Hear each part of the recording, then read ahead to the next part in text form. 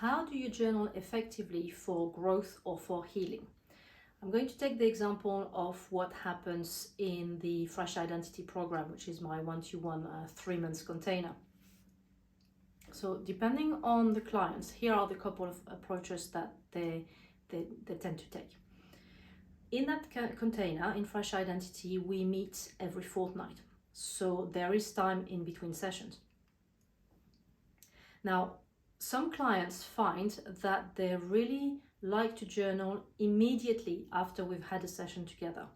That helps them gel what we have talked about in the session, and that helps them hone in on what has happened so that they can put that to bed and they can then come back to it later and they can look at it, but they have actually captured it when it was fresh in their mind. Some other people like to use journaling in the in-between time, and that's something that I actually encourage in Fresh Identity. So, as I said, we meet every fortnight, and embedded in the program, an integral part of it is that in the weeks in between, you have an opportunity to provide me with an entry from your journal. So how it works is that people send me their journal entry by the Tuesday, and they get feedback from me by the Wednesday of that week, and then we'll meet the week after. And what clients find useful about that is that in that case, their journaling is about continuity. It means that even though we have fortnightly meetings, they feel that they connect to the container, they connect to their own commitments, they have a checkpoint for themselves and with me if they wish to share that journal with me in this interim phase.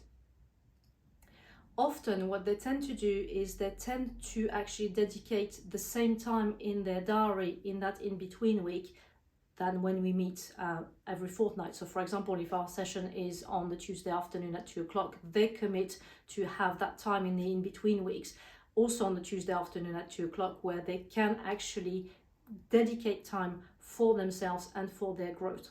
And that's a very good way to use their journaling practice within the container.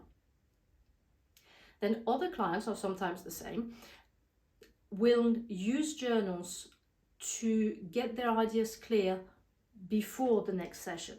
So what happens in that case is that they have had whatever development, whatever epiphanies, whatever elements of comfort or discomfort, discovery, whatever might have happened in that fortnight.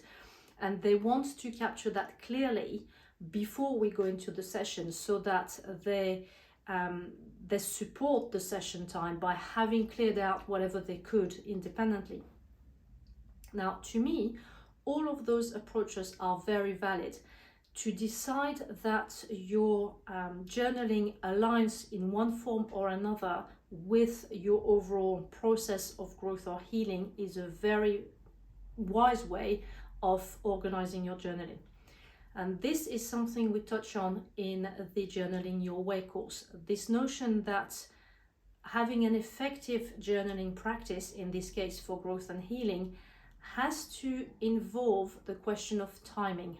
When do you journal and why? So in the examples I took, you understood that the intention of the various clients in the way they choose when they journal varies, capturing their thoughts immediately after a session, capturing their growth immediately before the next one, getting some committed time to their growth independently in between.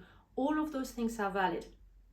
And in the course, that's what we look at, is how you can decide which approach you're going to take in your journaling, when you're going to journal, and why you're journaling in that particular fashion.